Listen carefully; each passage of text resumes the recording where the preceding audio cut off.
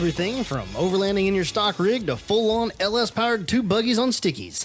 This is the Total Offroad Podcast. You're listening to episode 7. This is lucky number 7. I told you I was going to come up with something exciting in this. I mean, it's pretty cliche, but I was like, I'm going to write this down. I actually put it in my phone notes so I wouldn't forget it. Perfect. It's not the most original thing, but it's better than you just give me a blank stare from across the table. Nothing. Yes.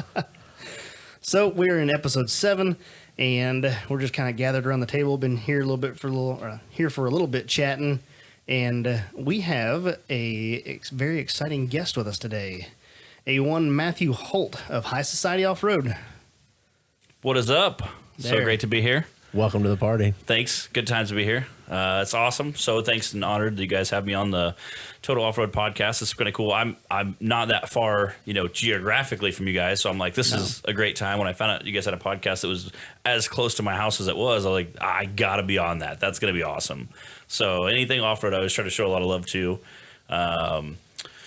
I'll kind of run through how I got my start. So I'm, as I like to say, son of a car dealer. And I kind of word it that way. That's catchy, too. So That's great, nice. I'm going to put that on a t-shirt. It is. Son of a car dealer. Like we're a special breed, So my dad obviously was a huge car enthusiast, was kind of a hot rodder, growing up. And so gearhead, as they called him, owned a car dealership.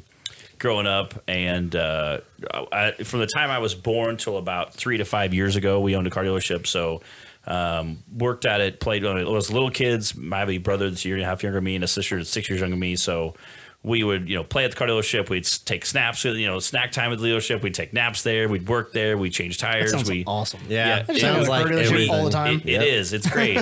Like looking back, it's like the best life ever. During that time, maybe so much. Why are we always hanging out at the car dealership? This sucks. Yeah. When we were old enough to pretty much move, my dad had like me on trash duty and my brother on like cigarette butt duty. And then that changed from day to the next day I'm like, Dad's like, you're not picking up trash, you're not picking up cigarettes. Yay! You're doing the other person's job. Like, no. That's not where I thought this was going. Yeah, no. So it's not where you thought it was going. So so we started up, then once we got like glorified, we could air up tires and change batteries and alternators. And I always tell the story the first time I like you always have like these Norman Rockwell paintings of like dad helping you work on a car. It's like super cute. And like the first time I ever changed a belt was a V belt back before serpentine belts. And they're like, but I was like, I got that car sold. Get that belt changed. I'm like, change it. You're on the clock, boy. So I took a pair of bolt cutters and cut it off. Oh boy! And then pried the new one on with a pry bar. Yes. Don't know how to unbolt anything. Yeah. Just dig it on there, boy. Send it out the door. So I'm sure looking back, I'm confident in the fact I destroyed that pulley probably. It's fine. Yeah. Or he came back and you sold him another belt and pulley. Yes. Either way, it worked. worked. Good job, son. Yes. You're getting promoted. Yep. So I kind of grew up around cars, worked on cars, learned to tinker with them, helped in the shop, air up tires, change batteries, did about everything to every make and model. I've driven anything from a Yugo, which is a car made in Yugoslavia, to a Ferrari. Like I've been broke down in every make and model. Like it was always funny growing up. You always see these guys I'd rather push a Ford than drive a Chevy. Like you think that until you're pushing a car on a hot day, and then you see a guy pull up with air conditioning. Like, I'm going that way, you that way. Yes, I am, sir. Oh, it runs. It has fuel, and it's cold. Now, regardless of make, it doesn't matter. You have air conditioning. Oh, I'll set this on fire. Yeah, heck yeah, I'll take a ride. Yeah. So like you see that on a T-shirt until you're broke down, and you don't care what it is. Like I don't like. It could be a car with gold bars in the seats, and I'm like, I'm leaving. Like it's garbage, That is so true. Because I was like, I'm a diehard GM fan, and I'm like. No, it's broke down on that. Let's see. Oh, that's that much. You've got more features and less price. I always tell people I'm a diehard Ford guy. I have a bunch of early Broncos, some Subaru Duties, 7.3. I drive a rock bouncer with an LS engine, so I can't really say I'm too diehard. Yep. I'm a fan of all makes and models. Yeah, I mean I like them all. They all have their good. They all have their bad. That's true. Growing up, I was around lots of vehicles, cars, trucks. We had, boats. We had jet skis, foilers. We did a lot of foiling and dirt bikes as a kid. My dad went and bought. We started riding go karts around like 2 and 3. Started riding foilers around 3 and 4. Started riding dirt bikes like 9, 10, somewhere in there. And I always kind of enjoyed the off road probably a little bit more than some of the other stuff like jet skis or snowmobiles or crotch rockets were a lot of fun and got me in a lot of trouble early on. So that's why I can't. Says everyone. That's why I've never owned one. I've always wanted one. I'm like, I will kill myself. If you want to die or end up in jail, like crotch rockets are a really fast way to get you there. It's a one-way ticket. Yeah, you can get there real quick. So we had lots of toys growing up, lots of cars and cool go fast stuff. So I guess the thing that really kind of always stuck out to me was the off-road side, four-wheelers, dirt bikes. We had a bunch of acreage. We ended up later on in my life, parents bought a house. We had a bunch of acreage. We had trails, and it was a blast to go to. We would take off-road trips with we'd load up all our four-wheelers and dirt bikes and kids and dogs and cars and family and head down to St. Joe State Park in Flat River, Missouri and just have a blast and just have a great time. And so the off-road stuff always kind of just appealed to me. So, once I became 16, I got an early Bronco as a 16th birthday present. They didn't run. The transmission's in a bucket in the back. And it's a U-fixer. It was like I was so happy. I couldn't be happier. My mom was like mortified. Like, why are you buying this car that doesn't run to this poor kid? Like, we should just get him a nice car. My dad's like, this is what he wants. I'm getting whatever, and I was just thrilled to death. I was so happy. I still have it to this day. It's like my baby. Oh, that's awesome. It's awesome. It didn't run. So once I did get it running, it took me like years to get the thing running. Got it all running, moving, driving. We took it out, broke down it all the time. That's how the best stories. Yeah, that's literally how it always works. It broke down it like it was like those boxes everybody talks about. Like I had one of those before it was cool to have a garbage box, So dumpster. Yeah, it was. Yeah, it was like I had a broke down vehicle before it was cool to have a broke down vehicle. They call it a rat rod now. They would have clear coated it and set it out the door. So we broke down in it. At one point, I wanted to go four wheeling. Nobody else could go in. I had a radiator bolted to the front bumper. I had some. We made some poor choices. Man, you did all the things that were cool before they were cool. Yeah, I've been there though. Yeah. I've been there. Yeah, I want to go wheeling. I'm going wheeling. I don't care. So I caught a lot of flack for that one, but it worked out. So did a lot of off road stuff. Had I got some early Broncos. Started doing some Cherokee stuff, and I really just enjoyed the off road realm. Early on, I wanted to kind of get more into the off-road community. I really enjoyed it, and Reba McEntire once said, "Find something you love to do, and then find something you don't have to pay to do it." Like, so that's kind of where the off-road shop kind of evolved into is starting an off-road shop and. I was just getting ready to say that. Like, you want to talk about? You have an off-road shop now. And yep, tell us about it. I started it like 15 years ago. I had the website name for like 12 or 13 because I thought, hey, this website thing, it could take off. Like, I want to get on the ground floor of this. So I locked in high society off road like before I even owned a shop, basically, and kind of just tinkered in the garage for a long time. And then like 3 years ago, I went full time with it. And it's been a crazy journey. Obviously, I love what I do every day. It's super awesome, and we do everything from bolt-on stuff to full fabrication lines. So we're always doing different stuff, and it's pretty awesome. I really enjoy it. It's opened some amazing doors for me. And so fast, rewind about 4 years ago, I was looking for a way to advertise my shop, and I was either going to build, obviously, a tubing bender, full fabrication line, so we do welding, plasma cutters, stuff like that.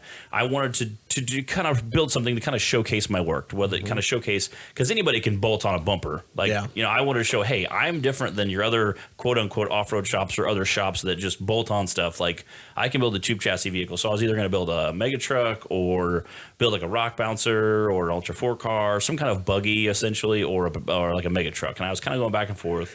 And mainly I was going to do that as a way to advertise the business, so it's kind of a rolling business card. Plus, it's really cool to go out and play with. Yeah, and OPS, by the way, I can go launch it up shit. I can go have fun. That's never a problem. And the nice part of it, a tube chassis, like you can destroy it, roll it down a hill, set on fire, and it still looks and works, and it works the same as it does before, and it's worth about the same. Like you're not losing any money. You're not killing the resale value. Body panels. If anything, you up the resale. Guys like, oh, that's trail tested there, So. And about that time, a buddy of mine had another friend of his on Facebook that I became friends with, and said, his name is Sean Cross. He had a bouncer he had just built, and he was wanting to do some racing, but he couldn't do all the Southern Arc Racing Series. I guess that's a good time to talk about that. We do. So I race in the Southern Arc Racing Series at the 10 race series, Cup Series. You get points for each one, similar to NASCAR. At the end of the season, we obviously tally up our points to where we're at. There's 3 Northern, 3 Central, 3 Southern, and then a finals at the end. It's a lot of fun. It's some crazy guys, which I'm sure we'll get into here in a little bit, but it's a lot of fun. I really enjoy it. There's some great mentors I have there, and we've had a lot of fun over the last 4 or 5 years. So Sean Cross came to I was on Facebook saying, hey, I'm going to do some racing in the Southern Arc Racing Series, but I can't make all the races financially or time-wise. And obviously, I'm like, so you're going to let us drive your buggy, right? And that's, he had a buggy already. I'm thinking, wow, I don't have to build my own. I can just turn somebody else's stuff upside down. Yes. Yeah, I'm like, this awesome. could be really good. So I call him like, is this a joke? Like, are you pranking me? Are you punking me? Is it April 1st? Yes. Is that what this is? And so long story short, he's like, no. He's like, I'm down. Like, I'm like, all right. So we hit up some other guys that were saying they want to do it. We put them all in a little Facebook group and started talking about it and texting back and forth. And it came down to like 2 days. It was the day before our big installments due, because it's about $2,500 roughly to when you first start the Southern Arc Racing Series at that time, because it was $1,500 for the entry fee plus $1,000 for the box you have to buy to kill the vehicle. I didn't know. That's one thing I was kind of interested to learn here recently, was that they require the whole. Yes, they call it a RRI, which is a remote ignition interrupter. So they can hit a button, and everybody in the Southern Arc Racing Series is on one channel, where monster trucks have two channels. And monster trucks, where they really developed that and came out with it. Well, and I knew I'd heard about it from monster truck stuff, and then I heard about it there, and I'm like, wow. So that's monster truck cool. guys have two channels, so that way, if guy A is getting out of control, they can shut down guy A, and guy B is still functioning. Yep. Where we're all on the same channel because we race one at a time, not side by side. So if one guy gets out of thing, they hit the button, it kills everybody. And that way, if somebody say hits their head or knocks them out or has a bad roll, gets knocked out, that guy, say, obviously the weight of your foot's on the throttle wide open, again, if anybody watches Southern Arc Racing, we're knocking on the door 1,600 horsepower. The last thing you want is a $1,600 magical machine flying to a crowd. So having that remote ignition interrupter and being able to kill that vehicle is safer for everybody. Obviously, we try to position buggies in the crowd where it's very safe regardless, even if somebody gets out of control. And most of us are pretty smart enough to know, like, hey, this is getting bad. I need to shut it down. Back in the beginning when you go to a hill killing, people just stand right next to the course. Well, we've always been pretty safety driven. And luckily, Clyde, the guy that owns Southern Arc Racing Series, obviously understands, like, you're not going to be around a long time if you're doing things that are kind of crazy or unsafe. Oh, yeah, definitely. Now, obviously, you got to have some camera guys up there. We have some fire extinguisher guys up there. So those guys are kind of trained what to do. And, like, they know, like, hey, this is a really big tree. We can stand behind this and be okay. But we still got to pay attention. So, obviously, it's pretty cool to be able to do that. So the night before we got repair on Monday, one of the guys backed out. And I was like, he calls like, yeah, it's not going to work. I wrecked my truck last week and I took it out wheel and wrecked it. And it's my daily driver, so I got to fix it. So I'm like, oh, crap, what am I going to do? So I'm freaking out. Like, we got $2,500 to do, like, the next, like, in, like, 6 hours, 12 hours. Dang. So I call my brother. I'm like, hey, buddy, what's up? How's it going? How's it going? When it starts like that, like, well, I said, what do you need? How much it costs? And that's essentially what it's good. Like, so how much you need? I'm like, well, I said, how would you like to get on the ground level? Kind of give my best car dealer sales pitch, And he's like, you had history in that or something. Yeah, no history there. So he stops me. He's like, I'll tell you. I said, I'm Dad's car. Come on by. He's all right. Come on by. And I gave my best sales pitch, and he's like, you could tell he was like really excited, really intrigued, but he wasn't necessarily gun ho yet. And I kind of said, like, hey, this is how much we got to do. This is how much everybody chips in a third. There's 10 races total, so we'll take the 9 regular season races, we'll divide them up by 3s, and then finals we'll just kind of flip it up or whatever. And there's 2 days of racing at finals. It's like 4 days of nonstop action, but there's really 2 days where we'll be racing hardcore. So we'll kind of figure out how to race, how that all shakes out and stuff too. So. We'll just kind of figure it all out. So he said, well, let me go and talk to my wife, and let me think about it tonight. It's okay. I said, but the money's due in like 12 hours, so we need to know, like, right now. So like, no pressure. You can think about it, but let's go. Yeah, you can think about it for like all of 57 minutes. So that's all you got. So he calls me like the next day. He's like, all right, I'm in, whatever. I'm like, all right, cool. So we get all the money put together, send it to Clyde, get it all paid, get the entry fee paid. So we're all right. We're in the ground floor. We got T-shirts made up. It was super legit. It was awesome. And the sad part is, at that moment, I knew that, like, my life would never be the same. Like, I was hooked. Like, Sean, this was before you, like, had even raced it? Yeah, this is before we raced it. Yeah, you just loaded up and like, man, I'm hooked. Yeah, so, all right, I guess I have to back up a little bit and say that I skipped class one night and ended up getting a C in an automotive class that I was taking, and I almost got a D in the class because I skipped class one night. So we had been talking about putting the race team together, and I'm like, all right, this will be cool. I want to do, I'll get some guys together to sponsor the thing, and At that point, like we had a bunch of guys and a couple of them backed out. So it was kind of looking what was going to happen. And Sean called me and was like, hey, this is going to be a lot of commitment. I don't know if I can do this right now. And especially with all these guys backing out. So I was kind of like really kind of discouraged and like, this is not going to work.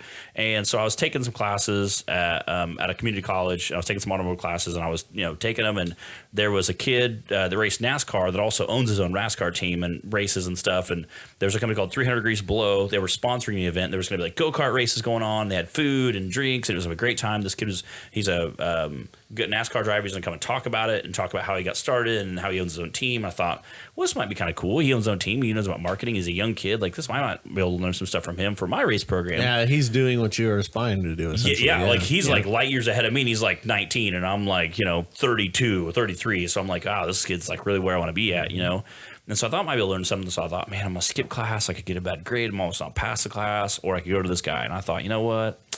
Screw it. So I went to the thing. And that moment was probably the most defining moment of my racing career. I went and listened to this kid, and he's like, dude, you can do it. Like, it's awesome. Like, he was like the greatest world's pep talk, and he kind of laid out how he had done some things. I met 300 That's Degrees. How he hooked you. It was. I met the guys from 300 Degrees Below who said at the end of the night, basically came up and talked to a couple of stations. He's like, oh, you guys racing? I was like, yeah, we kind of all talked about what we racing. He said, we'll give you a sponsorship if you guys are interested. Right? Like, come talk to us tomorrow. We'll set you up in a sponsorship. And I'm like, dude, that's what awesome. just happened? And I'm like, yeah, because we need awesome. that's so crazy because we need money. I don't know if you noticed that, but we need some money for our race program. So I was like blown away. Next day went down, talked to him, put my suit on, got my bullet points to hit. Went down, talked to him. I ended up working a sponsorship deal with them, and since they've been sponsoring us ever since we began, they're the one sponsor I've had since I've started day one. They have never ever dropped me. We've always been great. We do some great stuff every year. We kick it up a little bit better. We do some awesome stuff, and they're super super awesome guys. They do everything. They're cryogenically treating company is what they do. That's hence the name 300 Degrees Below, and they cryo treat everything from like Hubble telescope lenses to like AR-15 gun barrels. Wow, so awesome. So real wide range of products. Big drill bits for like machinery and mining equipment to ring and pinions. Right. So like the cryo treating is that, and that's like even more stronger than like your typical like heat treating. They're obviously they would gladly say that it's the best ever out there. Yeah. I kind of swear by it because obviously I get my stuff treated. So. Right. I get stuff treated that I've run way longer, like stock parts that I've ran way longer than guys who run like, really heavy duty expensive parts. And I've ran stock stuff for a really long time when I shouldn't have been. So then I'll take my really expensive stuff in and get treated and see. And we've even done some testing with like drill bits. I've had to do some of my drill bits and stuff that I use in the shop all the time, which it's kind of cool to see like what a regular drill bit does versus like a cryo treated drill bit. See how, what the longevity you get out of it versus, braking strength, stuff like that. It's really kind of cool. And obviously they're obviously way smarter than I am at explaining it. Right. Yeah. So it's kind of cool. I just drive the car. I'm like, I just hold the steering wheel and now it looks great. My sales speech is like, we make it cold. It is better. Like, great job, Matt. Perfect. Great job. Point to the sticker and go, check it out. Yeah. You call them, they'll take care of you. So, and it's kind of nice whether you have, ring and pinion issues, drive shaft issues, axle shafts. I mean, there's a lot of stuff that we break constantly. You'll see guys race after race breaking the kind of same stuff. And I hooked them up with them. And I know there's some Ultra 4 guys using it. I know there's some side-by-side guys that race side-by-side, whether it be Hamers or Southern Rock Racing Series or whatever, that race their clutch discs they've started doing. Because it can, transmission, even doing the transmission gears, because they fuse better. That way they drops the temperature, which helps you be able to run longer or run cooler, help transfer that horsepower back better. It's awesome. Well, when you're competitively doing stuff, I mean, that stuff really could make a difference. It is. And that, like them hooking, like being able to talk to them, they were so encouraging, like it set me on fire. I went home and I made a list of every person I knew would give me money. I made that list first. Then I made a list of everybody that might give me money. Yeah. And then I made a list of everybody I probably wouldn't give me money. And I thought, well, I'll call them anyway. So I started calling that list, and I had the most eye-opening experience of my life. Because I got all the way through my people who I knew would give me money. These are guys who own huge car dealerships and huge, big, huge businesses, whether it be contracting or whatever. I mean, people that make, they spend $30,000 a month on, at that time, my marketing packages were pretty cheap. They would spend, $30,000 a month on advertising. I was asking for $1,000 for the entire year. Yeah. And they were like, sorry, bro, we can't do it. I'm like, what? Like, damn. Some of these guys had known my dad for, these guys were like, I've known him for 30 years on a first name basis. And like, sorry, that's not somewhere interested. Thanks, click. Yeah. And I called 76 people before I got my first yes. Wow. And the dude was Tice Mahan is his name. He owns Mahan Excavating. And he was like, dude, yeah, it's awesome. Let's do it. I like to party. Like, fuck yeah. This would be great. That's going to be awesome. Yeah. What'd you say? It's got boggers on it? Yeah. Like, he was like, yeah, this would be great. This is awesome. This sounds great. So it was super, super awesome that he said yes. And obviously, I was able to partner with him. And he helped, he was one of the few sponsors stepped in the beginning. I had a vinyl graphing place, that local vinyl graph place that helped us out with some graphics. Sean had some guys that stepped up with the shock stuff. And then my business, High Society Off-Road, and Sean's is Top Notch Performance and Exhaust. So we made our big stickers, our big stickers for the sides of the buggy. So all the little stickers for the other sponsors and big stickers for my shop and his shop. And so we said, all right, put those on. I got them all ready, sent them to Sean, and then he got the panels all done up. He made the panels, painted it all nice graphic colors and stuff, sent the graphics to them, and it wasn't going to line up wise where both logos fit, so he ended up just putting mine on. And I thought that was pure class, That's awesome. It's his buggy, he built it, he's allowing me and my brother to come race it with him, and he put my sticker on the side instead of, kind of wedging both. So I thought that was, that's when you're dealing with good people. Yeah. So it was pretty exciting. And some of the other stuff that So obviously Sean's super class guy. The first race was in Texas. He raced at that. The second one I think was in Alabama, which is closer to him anyway. I think the first 2 or 3 races he did because they're way closer to him.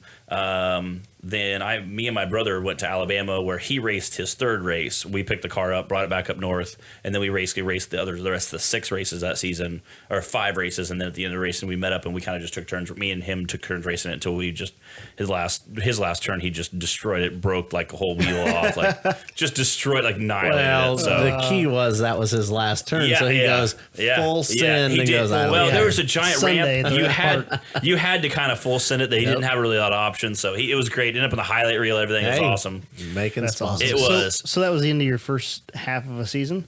That was we did the whole. Yeah, we did it as a team. We raced the whole first season, and then I took that buggy. We had obviously made a lot of adjustments throughout the year, making we beefed up axle shafts we had broke, we beefed up transmissions we had broke, our transfer cases. We made a lot of adjustments throughout the year. So at the end of the year, I sold that. Funny story. I actually but at the very beginning, before we started doing it, he said something about, I was saying about selling. I said, well, I'd be interested in buying it. Yeah. So before the race season started, I actually got to buy it from him. I sent him some cash as a down payment and made payments throughout the year. Perfect. So winning. I still owed him as a true car salesman. Yes. Yeah. Can we put that on payments? Like how much down do I need? Let's be honest, Sean. How much down do I need? What's the down? So I still owed him some money when I ended up selling it at the end of the race season. So I thought, well, I'm gonna sell it and then I can build my own. That way I kind of rep my own shop and so I ended up, luckily, long story short, true car dealer fashion, ended up selling it back to him. So better. It was pretty great. So sold it back to him. He ended up he turned around, sold it to another guy. Then a couple years later, just bought it back and completely redid the whole thing. And now he's competitive racing again. So then I built my own. I built my own rock bouncer called Hyperactive. It's teal and white. I'm sure you guys have seen it. It's a pretty big deal. It's a pretty big deal. Yeah. When did you build that? So 2019, 2018, 2017 is when I started racing in the Southern Rock Racing Series. So 18, I built Hyperactive. It seems like it's been longer than that. Mm-hmm. Yeah. I built Hyperactive in 18, race it in 18, race it in 19, and then we tore it down and we're making a bunch of changes for 2020. I must have first seen your first buggy like right after you started, because the first time I ever saw you or met you was was here locally in town, and it was at the Hot Rod Nationals. Power Tool. Hot Rod Power Tool when they come through town. Yep. I remember doing that because there's hundreds of old dudes that come up, and what in the world is this thing? And it was it was so awesome and so honoring because every old dude came up and he'd go, and it was exact same conversation. He'd go, "Dude, that's awesome," and then he'd pause and they'd go, what is it? What is it? Well, it's not much of a what is it. I mean, like, it's like rat rod stuff, or it's like, slam truck. I know you guys talked about, slamming trucks. Like, watching some little truck that's slammed on the ground. Not my cup of tea, But some dude who's like cut, back halved it and like it's bagged and like it's like grinding the ground, like I can massively appreciate I think they how call much that dragon. Yeah, like somebody who just like some guy who's like throwing white sparks out behind. Like yeah. you can show so much appreciation for the guy, the craftsmanship, the amount of time and love he's put in that. Like the drift cars. Again, I like drifting in my 1999 Toyota Camry, the 220,000 miles. Hitting that e-brake when it's icy out. I'm not a big drift guy. I like big horsepower cars that you can like power slide, what we call, but. But I can definitely respect a guy that's like really puts a lot of time and craftsmanship, and you can understand the driver's skill it takes to do that is just unmatched. So and that's how I feel about it. It's like you look at something that's not your cup of tea, you don't go up and start bashing something like, oh, this thing's junk. Why'd you build this? This is stupid. And I walk up like, dude, you put a lot of time into that. Yeah, some of these guys like have like a 55 car they've restored, like it's mint, everything's original, the stickers are original, so they didn't know what it was, but they saw these big headers and they could go, dude, I respect this. I don't know what it is, not my cup of tea, but I can definitely appreciate and respect what you do. So so that was kind of the thing I started off doing, as a way just mainly to advertise the shop, and now it's like radically taking over.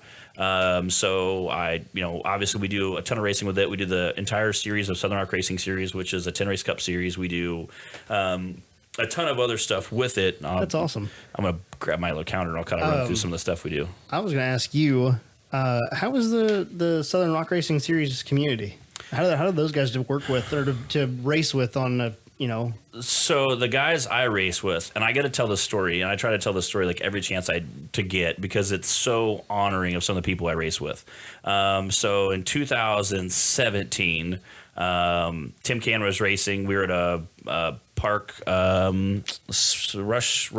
Offroad Park, I believe. There was a big thing they call it Leap of Faith. You had to jump across it. And it was super gnarly. I've seen videos of that. It's awesome. It was great. I'm pretty sure I knew I was gonna die, but I sent it 100% anyway and made it aside.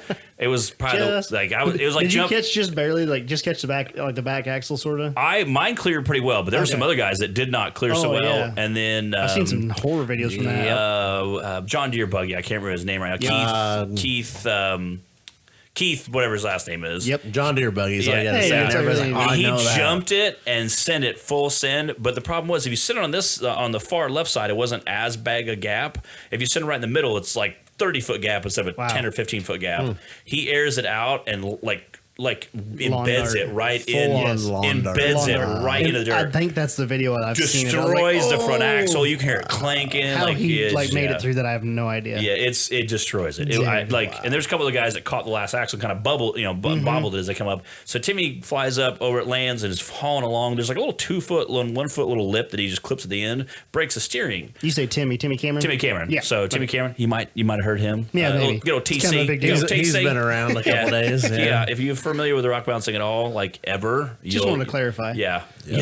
So he broke some of the front end, came back around. I was like, well, I'm done for the day. Like he's all bummed out. I got to load the trailer. Like there's no way. Like one whole wheel's like flapping back and forth. He had broke, I think, the bolts that held the steering arm into the steering knuckle. Ooh. So he was like, I'm done. Like I sheared all the bolts off. And Bubba Bacon, said, hey, that's not how we win where I come from. That's not how, you're going to beat someone, you're going to beat them straight up. You're not going to beat them because they broke. That's not how we do things. And they were like neck and neck, nipping on each other's heels all season. In the points? Yeah. So they got over, they took the knuckle off, they welded some nuts on the bolts, pulled the bolts out. They were able to get some stuff back on and kind of weld it back, like hack it back together just to get it on. Timmy goes up. I think he wins that hill, which got him 50 points. And then at the end of the fast forward to the end of the season, Timmy gets first, Bubba gets second for the entire Cup season by 34 points. Wow. So that everybody's like clap, like slow clap, like looking over like, are you mad? Are you mad? Or you're not? And you're talking thousands of dollars difference. Yeah. You're like Timmy got like 20 grand on a razor. Like that's a big difference for a guy who got second place and got $5,000 probably. So to me, it's so epic to have that. And Timmy, clearly mentioned that in this. He said, "Hey, I wouldn't be here." He's like, "I was done." He's like, "I was here to load the trailer," and he said, "Hey, that's not how I win around here." Yep. He said, "He goes, I would not be standing right here if it wasn't for the guy sitting next to me." So and that's the guy who took first and second. So if the guy that takes first and second can have that kind of relationship, humble. The guy that's 33rd and 34th probably are pretty close. Like we can be like, oh yeah, I'm not going to lose any money or make any money if you finish one person ahead of me. Right. So, and everybody kind of has standards. I try to set goals at the beginning of the year. I talk a little bit on my live feed about setting goals, and I try to set some each year. I had 3 main goals I wanted to hit last year. I wanted to make all 10 Southern Rock Racing Series events. That was one of the things I really want to do because there's this big, huge award you get called the Ironman Award if you make all 10 races. That's awesome. And somebody later on was like, well, it's just like a participation trophy. And I was like, okay, that's really mean and offensive and maybe accurate. And I'm unfriending you now. No, bro, that's me unlocking the next goal. I blocked that guy and burned his house down. Just but it's such a time commitment and such a financial commitment. It's so hard to do that it really is like a huge deal just to be able to make all 10 races. Yeah, because you're not talking, you're talking 10 races throughout the year, mostly summer months. Yeah, spring, summer, fall. We started, our first race is February 20-something, 26th, 21st, something I think is February first race. Our last race is like October 3rd. Okay. So you're talking 10 races, a 9-month window. When you have about a month and a half summer break. That's a lot of commitment. You're about every 3 weeks. Every 3 weeks you're heading to a different state to go race. And most of the time it's 6 to 8 hour minimum. Some of the races are anywhere from 12 to 18 hours away. If you're talking about King of Hammers, it's like a 32, 36 hour drive. So that's a long way to haul a rig to be like, yeah, sweet. I raced for my time at King of Hammers last year was 1 minute and 5 seconds. Yep. Like that's a solid. That's like, just imagine it's not. By the time you figure out, you're about 10 grand. So by the time you pay for fuel in the truck, pay for your garage space, pay for your if you're in Harrowtown, have a garage space. It's, pay for your entry fee. You got to pay for like USAC insurance. You got to make sure the car is up to snuff. Make sure it passed tech. Make sure it works good. We had done some upgrades to it. So I figured that I got home and I kind of figured it all up. You're about 10 grand for that trip. And I raced for 1 minute and 5 seconds, or 1 minute and 5/10 of a second. I'm like, let me ask you this: was it worth it?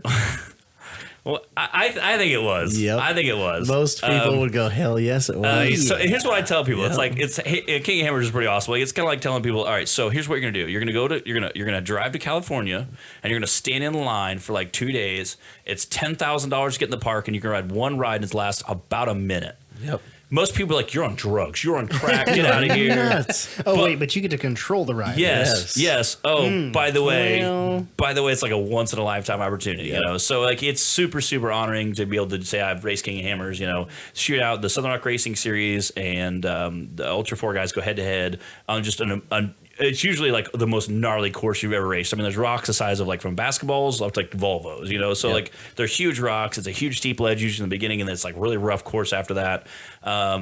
Your times are anywhere, leading times are 20, 30 seconds. So, mid-grade times are about a minute-ish. Mm-hmm. So, and then I would say 2/3 of the field is going to be a DNF. So it's pretty insane to see how many guys go and either break stuff or destroy their rig. So, it's pretty incredible. But I say it's my favorite part of the King of Hammers because you take all the guys that are like Super Bowl guys and all the guys that are like World Series guys, and they go head to head. So they're going to battle it out like battle royale style. And it's, horsepower, adrenaline, and you got this huge, massive, 60,000 people behind you cheering you on to make bad decisions. So what do you want to do? You want to get out there and make some bad decisions. All the bad decisions. Yes. And after you spend all your doll hairs, as you said, how much you spend? All of them. All of them. Yeah. So usually, you're like, trying to get cheese sandwiches and going to some dude's like, hey, well, you guys haven't got dinner? What are you having? I like that. Yeah. I'll take your leftovers. Yep. So, so you go to the, now that the trophy truck guys are there, we'll go bum,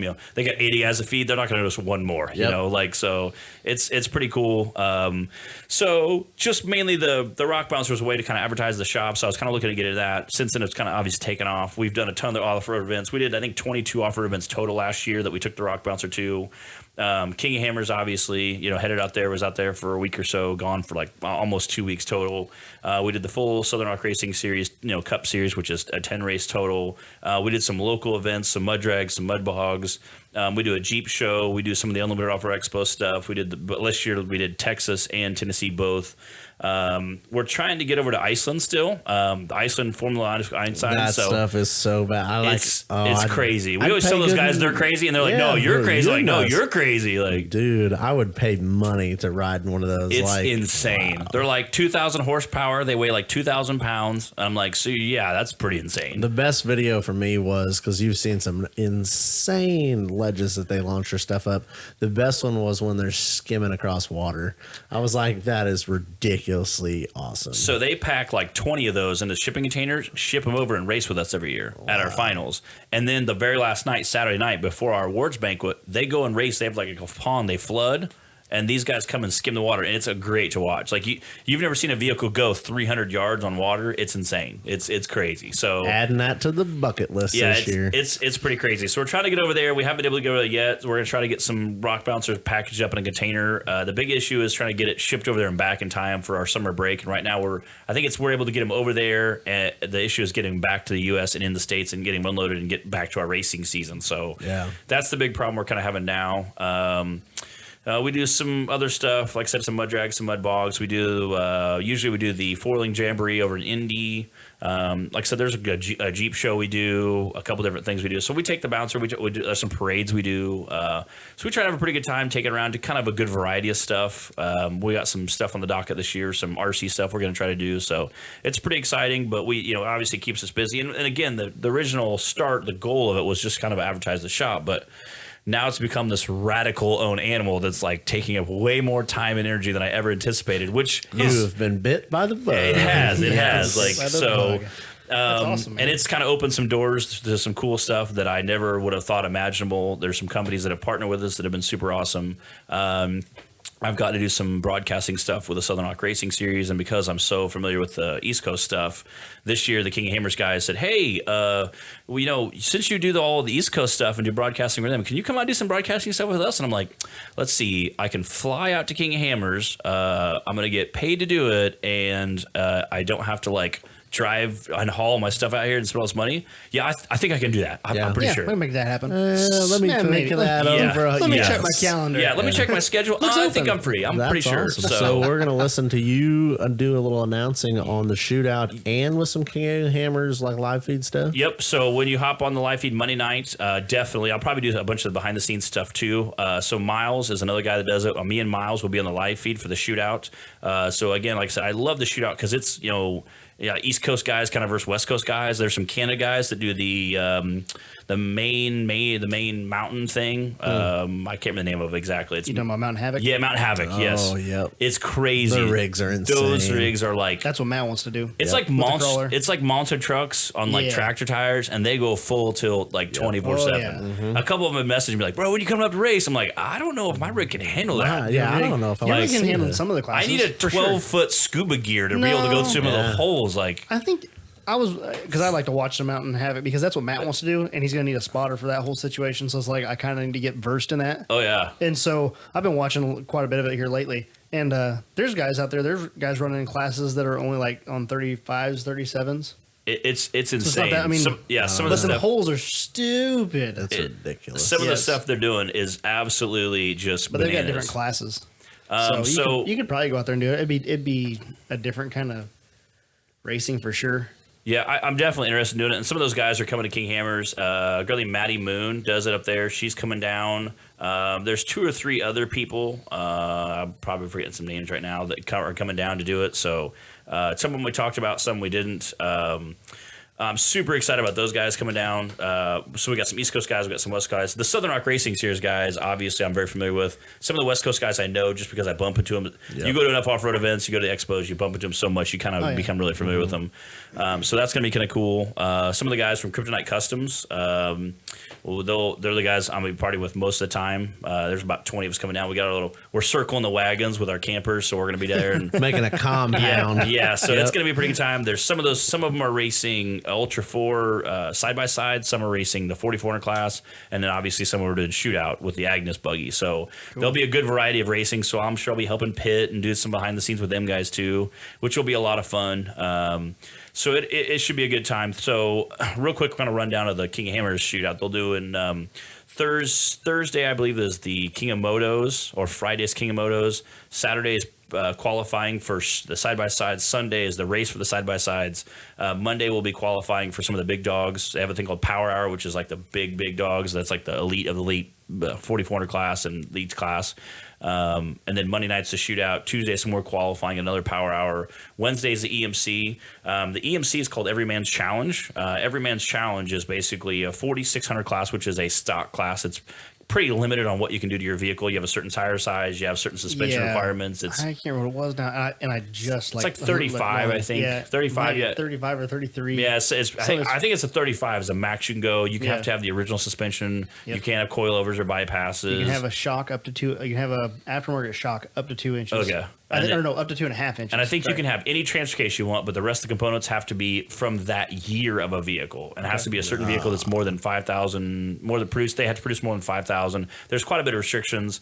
Next class will be modified, which is have more restrictions, but the guys are finding very unique ways around some of the restrictions they have. Welcome to racing. That's how racing works. They're becoming very creative on how they do it. It's not cheating, it's competing. It is. It really is. And some of those guys are very creative. And they're all super good guys. They'll hang out. They'll kind of tease each other each year, 4,800 is Legends, and that's kind of your Wednesday race. Thursday is trophy trucks. Those are desert, go fast, very expensive rigs. And the cool part is I got to hang out with behind the scenes last year and watch some of those guys. And it's crazy. Like Andy Benbiello was there hanging out, chit chat with him. He has like 40 guys in his team that there's semis loaded up of chase trucks and pre-running vehicles. And I mean, their fueling system probably costs more than half the parts of my rig, just to fuel the truck. And they do like 2 or 3 tiny changes in like a couple hours. It is bananas. And every team is like 40 people deep. It's crazy. And last year was their first year ever trying the trophy trucks. So they had, obviously it was kind of an invite only thing. So I had kind of all the big dogs. Jesse James was there. Like I said, Andy Bipgillen was one of the guys I really talked to. I'm trying to think of some of the other guys. There was Robbie Gordon was there. I followed him, Rob McCracken, he was one of the guys I got to hang out and talk with. You didn't land a co-driver spot for that? Those guys, co-drivers, are like paid co-drivers. Like they go down to Baja, and those guys are. I have some buddies that have went with some of the bigger teams and basically been on the crew, quote unquote crew, and they make like $1,000 a week minimum, and everything is paid for. Wow. You get all free coats, hats, sweatshirts, all that gear. They pay for all your food. They pay for all the traveling expenses. You're in a truck, like maybe chase trucking or doing like real pits. Like it's insane to see how much money is poured into that operation. It's great because I'm like, can I touch it? Can I just touch the truck? I just want to take a picture of it and see it in person. Like, hot damn. It's insane to see some of those race programs. And then awesome. Friday is like the quote unquote big dogs. That's the 4,400 class. And it's, again, like the fastest vehicle finishing is 12 and a half hours. Yeah. So it's insane to watch, and the cool part is you can go out. What's crazy is a 130-mile loop, which it's kind of the same for the side-by-side, the trophy trucks, and the Ultra 4 guys it's about a 120, 130-mile loop. Each year the course differs, but they have 4 or 5 really hard obstacles that are kind of the same each year, just how they structure them. There's even a little bit of a game plan with, like, say, the 4,400 guys or some of the EMC guys. They have, like, 3 loops here. Those are your 3 laps you have to do, and then there's 1 lap you have to do this other loop over here. But they don't tell you which lap you have to do it on. You can choose. Oh, so now, that's interesting. It's all strategy. Oh, yeah. Strategy becomes such a player at that point because now you're like, oh, do we do it early and maybe break? But if you wait till later, there might be 4 or 5 guys jammed up in the trail and you're just sitting there. I saw Shannon Campbell once, who obviously like a awesome legend, and rock calling, then moved to Ultra 4. Yep. He got out of his vehicle, unzipped his race suit, and went over and had a beer with some guys because there's like 12 guys in front of Brogue. He's like, I ain't going anywhere. Like can't do anything. Can't do anything. He's over there like drinking a beer, like hanging out with guys, like like partying, just having a great time. He's like, what do you want to do? I can't run over 12. There's like 12 cars stacked in front of him. He's like, I'm not moving these guys. Like they'll run over 1 or 2. Yeah, he will gladly run over 1. He don't care. He'll run over. Him and his boy 2 years ago were battling side by side, and he hit a boulder and destroyed the tire. Finished without even a tire on the rim, which is awesome. And he's battling his son. Like you can't get any harder racer than that. He said his boy. I thought like his buddy. Like no, his son. His son was racing. Him and Waylon were bashing cars like side by side. Like Waylon, because he hit that tire, he had to back up a little bit. Waylon was able to get in front of him and finish, but then because of corrected time, he finished 30 seconds behind him. But because of corrected time, there was like a 2-minute difference. So he ended up taking the podium winning first, and his son took second. But he's like, I'll put him in the wall. I ain't scared, think of what he'll do with somebody he doesn't like go to Christmas with. He'll run over their car to Arby. Now he'll invite you back. He'll make you dinner. Like he's one of the Shane's one of the nicest guy in the world. Sorry about running your car over. Here's a steak. Yeah, like, he would cook you a steak. He'd be like, what's steak? I mean, he'd walk in his pits. He's the nicest guy. But he would gladly run over your car in a heartbeat, during race time, because that's game time. That's go time, yeah. Yep. So EMC is pretty cool. There's also a nice thing about the The shootout is if you are in the top 10 people, and usually they kind of change every year depending on how many people enter the shootout. Usually it's like 10%, 20%, whatever. But usually they keep it around 10. So if you finish in the top 10 during the shootout, then that qualifies you as a driver for whether it be EMC or the shootout or the 4400 class. So you get qualified for those. So if you're, say, typically you'll have to go and qualify throughout the year racing in the Ultra 4 races to be able to enter King of Hammers because it's such a big deal. They can't let everybody in. So now you actually have to qualify to be able to enter at King of Hammers. Now, that doesn't qualify for your starting position. That is done on like Monday and Tuesday. You go out and run like a little time course, and then they take everybody's time, and that's how you start the race. But just to be able to race there, you have to qualify ahead of time for the 4400 class. So there's a thing called the LCQ, which is last chance qualifier. So like Monday and Tuesday, you can show up, and if you race really fast around that little time loop they have, and you qualify really well, now you could race in King of Hammers. But if, let's say, you don't want to tear your car up, a lot of guys are like, I don't want to go tear my car up and not be able to drive halfway across spend thousands of dollars all this time. Now I'm going to crash my car. That sucks. So if you find some kind, loving person that you just happen to know that took first through 10th at the shootout, you can go over and say, hey, buddy, old pal, for a small little fee, I'll let you drive my car. Or usually what they'll say is you have the entry fee, I have the car. We'll put my name as a driver and your name as a driver. And because of Ultra 4 rules, I have to start, and one of the two drivers on record of the car has to start the race and finish the race. Meaning, like, if you're the driver and I'm a driver too, one of us two has to start it, and one of us two has to finish it. So what they'll do is they'll let the driver who won the shootout. So like the same person has to start and finish, or just one of the two on record. So what a lot of times do is Bailey Campbell and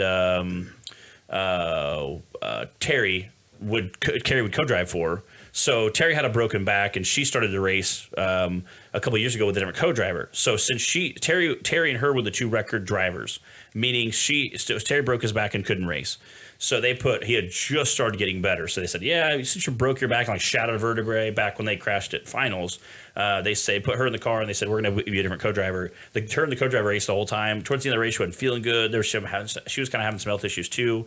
So like they got to the last pit, and they're like, Terry, this car can't finish unless you or her is in it. She can't finish the race. So like, strap up, homie. Suck it up. Strap up. Like, I know you have a broken back and all, but like, put your race suit over that brace and man the wedge heck up. It in through the window and have a good one. And he did. He just was like, all right, well, and he drove kind of easy, ended up getting a finish out of it. Still was able to finish. And again, if you're finishing King Hammers, even finishing is incredible. Well, I don't know the stats, but that's one thing that's blown me away for years on King of Hammers is X amount of people enter. Yes. And there's minimal people finish. 4400 class and side by sides are about the same now. 138, 136, 148, 126, somewhere around there. They're about the same now.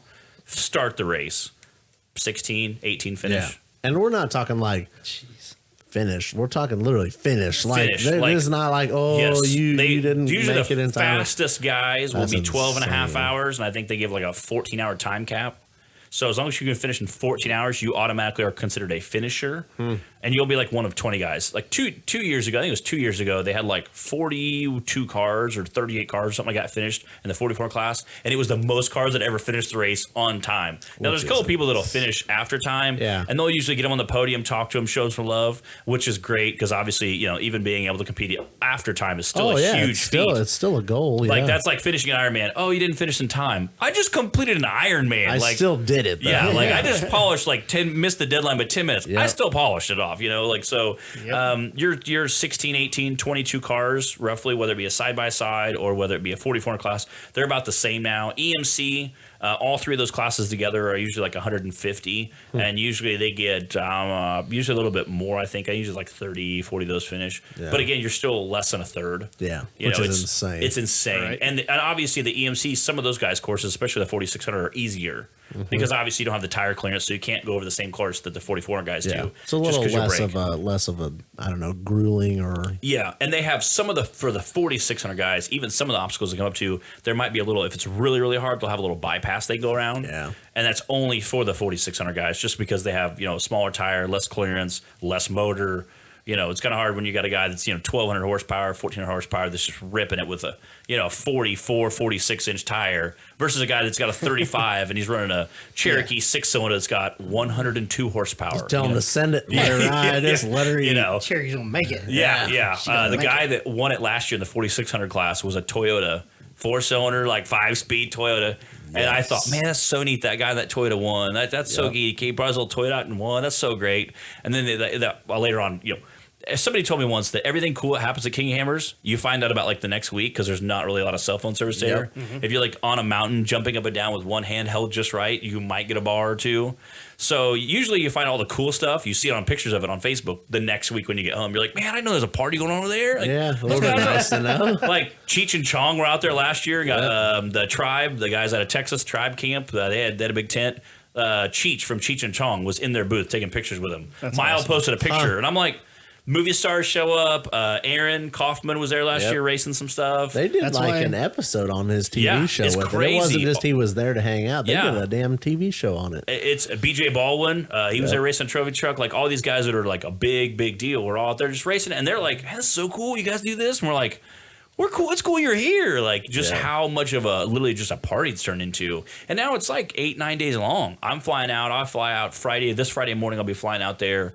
And I'll be out there until the following Saturday when everybody kind of heads back. But it's insane how many people come out there. Obviously, all the races happen over like 8 or 9 days. But if they packed it even tighter, like I don't know, you get that many people in. You just can't. Yeah. And it's crazy. You look out and see a mountain. You're on a mountaintop. You look over and see like hundreds of side-by-side lights, whips, and it's still open. You can still drive out and drive all around it and watch. You can drive right up and walk up to the rock 10 feet away from these cars coming by, especially on the harder trails. They're obviously not going super high speed. These guys get out and winch each other. Bang, one guy will come up and hit the guy in the rear, push him with a rock, and then this guy might get out and winch him over. Like it's crazy. Like And it's so awesome to watch, videotape, take pictures, and you can be right next to the action. And then you might get bored there and drive over to like Chocolate Thunder, Backdoor. And watch that for a while. And then you can like see like on the tracker where the cars are at. Like, oh, they're all over here, or whatever. A bunch of guys get jammed up, so that's kind of cool to watch them yell at each other, be nice. Yeah, they start getting all mad and you're just over there having a good time, And most of the time, they're pass me another beer. Yeah.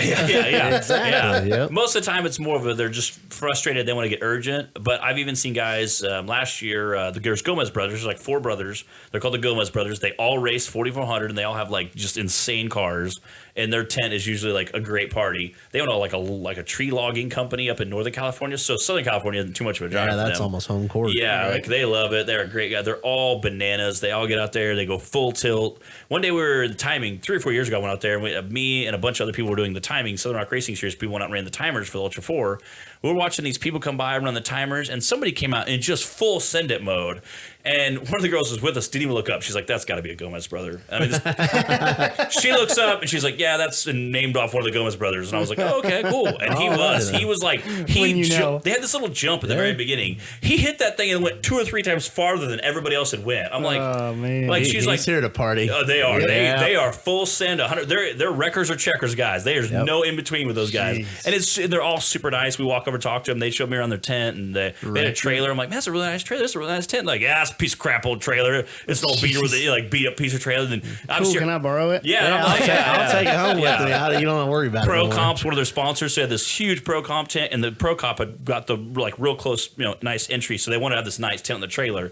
He's like, yeah, the trailer we paid like $10,000 for. Put all our junk in there, pack the cars in there. He's like, Pro Comp bought us a tent. He's like, the tent that leans off the trailer is like $50,000. He's like, we got $10,000 in the semi and $50,000 in the tent. So it was super funny. Those guys were super nice.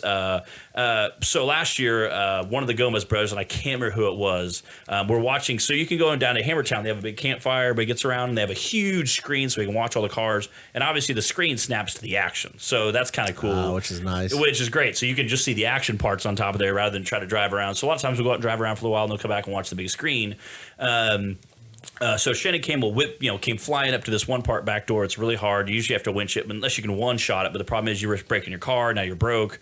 Shannon Campbell comes flying up, and I don't remember which Gomez brother it was, but one of them had already broke. And so his car's up at the top of back door, kind of out of the way.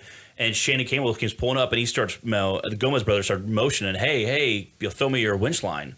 He throws him as a winch line, and because Shannon Campbell, the Campbell family only have one driver. They don't have a co-driver. Yep. So he throws him a winch line. He runs over, hooks it up. Shannon winches up the hill. He takes the winch line, unhooks it, and throws it right back in the car, and Shannon takes off. How many times in NASCAR or other races where you would see a guy get out of his car, help another guy, and then be like, "Well, hey, good job, buddy," Yeah. But at the same time, you understand, he can't do anything, to hurt him. Why would he not help him? Like it's not like he's not like he can get in his car and take off and pass him. But he could have stood there and watched him. He could have. You know what I mean? He could have went, nope, not so helping he you. could have been like, screw you, get out of your own car. But he didn't. He hopped out, helped him winch up, and then obviously shaved, minutes. Oh, yeah. If Shannon had to get out and hook the winch line up, there's like 5-10 minutes. There's times that people finish in corrected time. And it's kind of like golf. You see the first two guys finish, and you don't really know where you ended until the last guy finished. Yep. So I got the experience last year of standing next right at the finish line, and a bunch of the tribe guys were there. Clay Gilstrap, his mother, her name is Mama Gilstrap. You can call her that. That's what everybody calls her. So she's standing there. It was crazy with 2 timers in her hand. And she was like stressed to the max. But she was like light beam laser focused on that finish line watching it. And she said, this is Bailey Campbell. And she had somebody else. I can't remember what the other driver was in her car. And she's looking at the 2 stopwatches. And it was the 2 people that by corrected time were ahead of him. So once he crossed the finish line, she had to watch these 2 timers. She was so excited. Her son had crossed the finish line. Yep.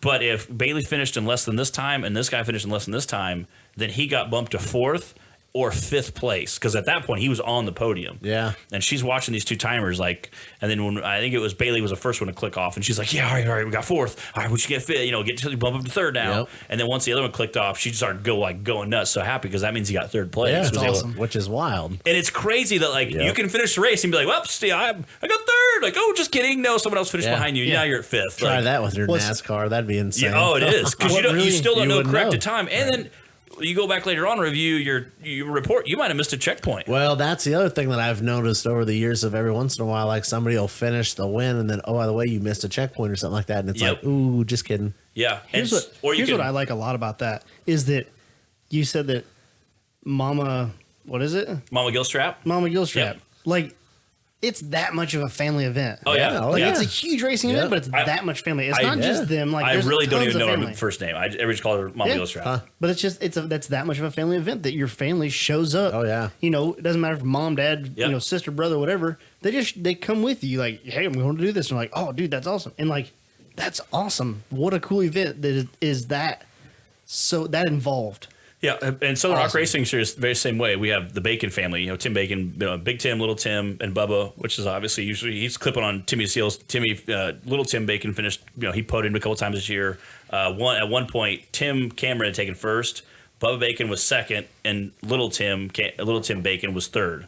So the 2 Bacon brothers were on podium together. We coming for you. And and all 3 of those guys had no superchargers, no power additives, and they're all 3 big block crew. It's like a Tim Bacon sandwich. Yeah. It was so it was pretty cool to see that happen and to see them all podium. But their Mama Bacon. Everybody calls her Mom Bacon. I sent their Christmas cards like the Bacon when I sent them a Christmas card.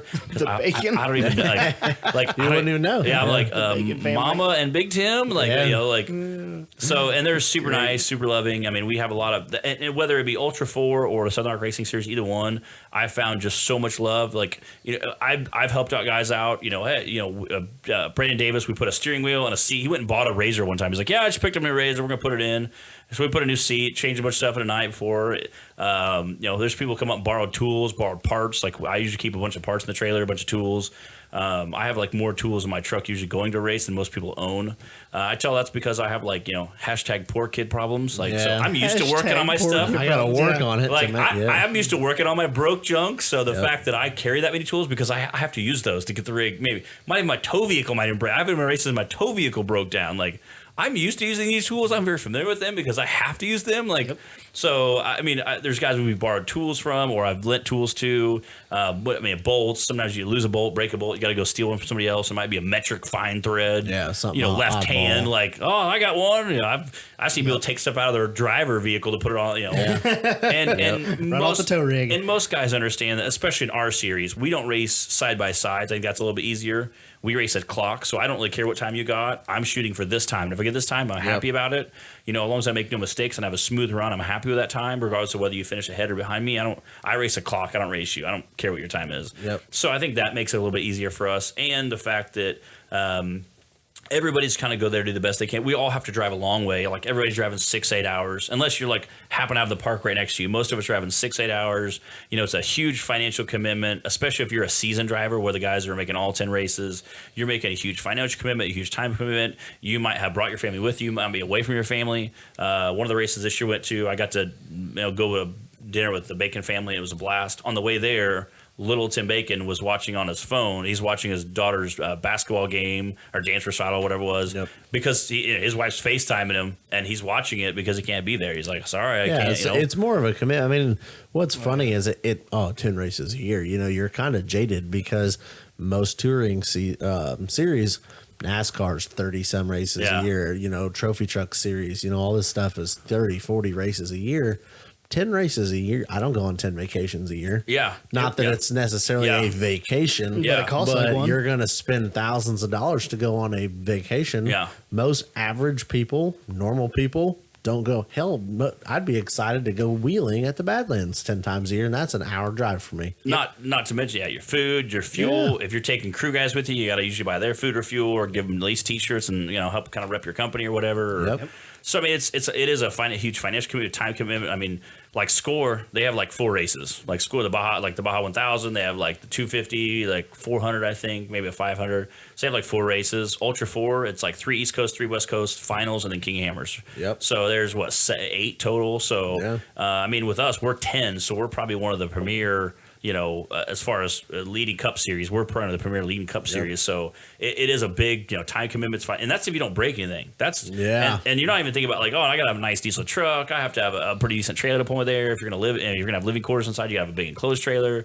You got to have, tires. You're going to slice a tire probably once every couple of races. You're going to, obviously you got to buy race fuel. If you're one of the, you're trying to be on the podium or trying to be in the top 10, you got to be 1,200 horsepower plus. I mean, you really got to spend a lot of time and money, not to mention seat time too. So you got to go out and test and tune. So now those 10 weekends are 15 weekends maybe.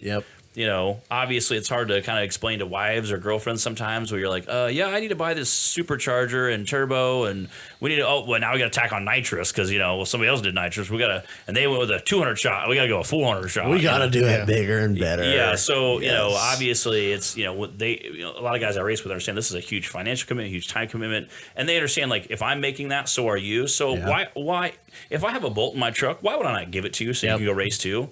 Like, I like, you almost feel bad, like some guy breaks, like you almost feel bad for the guy who breaks and doesn't, if you don't have parts to fix it, or he can't fix it, or if it's something that can't be fixed, if you break some couple of guys, like Bo Bacon broke a coupler that went between the transmission and the transfer case. Like, nobody's going to have that. Besides being able to tear it apart from the first course to the second course kind of sucks.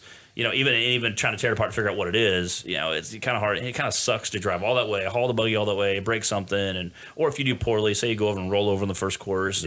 It's so frustrating. And usually it's you're so hard on yourself. Where else like, hey, don't worry, you get them next time. Good job. You weren't that much faster than I was. So a lot of times it's everybody else around us racing is encouraging us, and we're the hardest guys. I mean, I'm sure you see it with pro athletes all the time.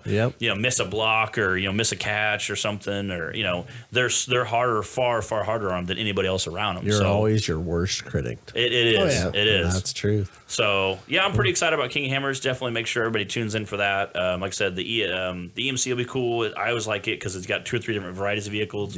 4400, obviously the big dogs. And that's all out crazy racing.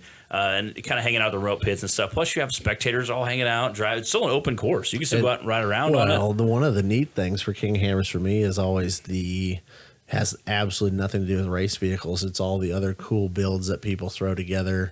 And it's almost like the SEMA of the off-road world. And it's like there's some sketchy stuff driving out there that's super cool to see. And usually the pit areas where you see all the really weird, sketchy stuff. People build some freak stuff. Just go out there and ride around in it. Because it's kind of cool and different, Well, when you got 50, 60,000 people, I mean, it's like a huge off-road show. And by the way, we got a race going on in the background. And I would say at least 60,000. I think you're knocking on the door 80, 100 maybe. They were saying this year that they were thinking, because of the way it's been growing in the years past, they're going to be closer to 80 this year. They were saying with adding the trophy trucks, it was going to be close to 100. And this year, now they got rid of the King of Motos. They're bringing it back this year. Wow. So I would say, and obviously they're all not going to be there at one time because King of Motos is 2 or 3 days before side by sides, and a lot of the side by sides guys probably won't stay for the next week if they're only racing that now.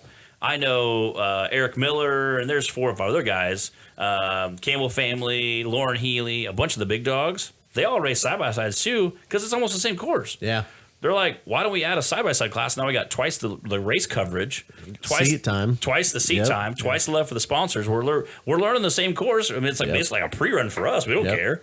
So, and again, it's a lot of fun. You still get out there banging the doors, and obviously, hopefully, a side by side, you have a lot less money than you do a big truck. But even nowadays, those are getting kind of expensive. They're getting spendy. Right. Yep. And you can definitely tear one up pretty quick too. You can wad some stuff up. But yeah, it's a lot of fun. So Monday night will be the big night. You wanna check that out. Like I said, that'll be the shootout, and I say it's probably the most action packed time. Just because you can sit in one seat and watch it all. Obviously, the live feed will be airing it all out. It'll be a pretty good time. So we'll be tuned in, definitely. Oh, for sure. Yep. So moving back to your buggy, you got something, some different stuff going on? I do. I can drop some secrets now. Dun, dun, dun. I'll run through some sponsors real quick. Warren Winch, obviously, we picked them up again this year. Maybe you jumped ahead. Oh, it's okay. No. You good where you're at? Yeah. Okay. I just want to make sure you were talking about this. Yeah. Okay. So Warren Winch. It's on the list. Yeah. We got to hit the big highlights. So this is a big highlight, I feel Warren like. Winch. So Warren Winch, we picked up again this year. They've been a sponsor with us for 3 or 4 years now. We always run some cool products for them. A lot of the Ultra 4 guys you'll see with winches, they use their winches at every race they go to. At King of Hammers, they'll use it like a half dozen times in a 12-hour window. In theory, if I'm using my winch, things have gone horribly wrong. Mistakes have been made. Bad decisions have been done. So Warren Winch, obviously, they're like their insurance. Insurance is great to have. You want to have a good. I'm State Farm. They're great. You don't want to have to use it though, because if you're using it, things have went terribly wrong. You're not in a good mood. That's like everybody talks about Harbor Freight winches. I'm like, will it work? Yes. Have you ever used a winch and you're happy? No. If you have to drag a dead car on your trailer, somewhere along the line you are upset. And usually a winch that you're using, it's never going to fail, especially a cheaper winch. It's never going to fail when you don't need it. It's going to fail when you need it the most. Yep. So that's one reason I'm so glad we teamed up with Warren. They're super awesome. Icebox Performance, they've been with us 3 or 4 years. They make all of our radiators. So Radiator Supply House is the name of the parent company. They make OEM lines. So basically anything you ever need for any vehicle, they make. Icebox Performance is their performance line. So they make all aluminum custom stuff that's like super Gucci. They make some pretty sexy stuff. They run spa fans, which are they have a springless fan or the tabs that go on the side. Anyway, brushless. So spa makes sitting over here like, I don't know what you're talking about. So I got RC guys are like, what's brushless? We don't know that. We never even heard of her. Yeah. So we have they make Spa makes a brushless fan they're using on some of their Icebox Performance stuff, and it spins. It's variable. You can spin it from 1 RPM to 30,000 RPMs, and the temperature sensor monitors your temperature. So as your temperature grows, your fan grows. So most guys have an on-off switch like I do in mine. Yep. You flick the on-off switch, it kicks on, it blows a bunch of cool air past, and it cools down. You turn it off, whatever. Their fan actually, literally, you just flick the switch on, and as it obviously when you're on the side of a hill, wide open throttle, banging, bouncing off the rev limiter, you need that 3,000, 3,600 CFM per fan.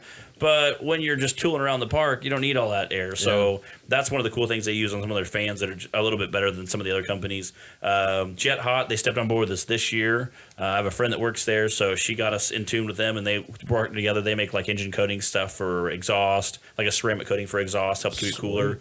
Some cool stuff. Super excited about them. A new one I'm going to drop right now, and nobody's heard this yet, and it's okay because I'm going to drop it tomorrow night on my live feed, but no one knows. So it's like a top secret time capsule. I feel like we've had lots of top secrets between you and I. Yeah, it's like a we get all the stuff. We get all the podcast, deets. and we get all the deets early. It's a super top secret time capsule that will not be released until Tuesday at whatever time this podcast drops. Unless you give it up early, Ian. Yeah. Oh boy. Yeah. Don't you let the cat out of the bag. I already put it on Instagram. Yeah. He's like, yeah. Screw them. So there's a company called Rhodes Diffs. They're based out of Missouri. Travis Rhodes, the owner, and they make differentials. They're kind of a big deal at that. They made quite a few. They've done a couple of new projects. They're working, train some different stuff. So I'm dropping a 14 bolt front axle in my buggy for next year, which again nobody knows yet. So we're running a Dana 60 front currently and a 14 bolt rear. Obviously, the 14 bolt in the rear is pretty beefy. The 14 Dana 60 in the front obviously could use a little bit. We broke 2 shafts once at Dirty Trail Off-Road Park when I was landed on one side riding way too hard. And then once at finals, I broke a Dana 60 RCV. And RCVs are very good axles. I mean, I put mine through the abuse. I'm sure they have probably cracks in them, and that's what usually finally fails. You can only beat on something so long, so hard. You drop a 4,000-pound vehicle wide open throttle so many times, something's got to give sooner or later. Eventually it will break. Yes. Yep, eventually, so we've definitely put those at max as many times as possible. So I did break 2 of them last year. Again, probably doing something I should have been doing anyway, but again, there's got to be a weak link. So it's not going to stop you from doing it again. No, it's not. So we're upgraded to a 14-bolt axle. Obviously, the nice benefit of having a 14-bolt, you have some super heavy-duty outers. We can go with big bell stuff. We can really beef up, make it a lot stronger. And the benefit is that way, if there's potentially power adders coming later on, that they could have that power and you can use it without having to worry about braking. Yep. So if you have a weak link, like say a Dana 60 front axle, you have to be somewhat conservative, and that kind of sucks going, hey, I got a race car, but this component isn't heavy duty enough to run it.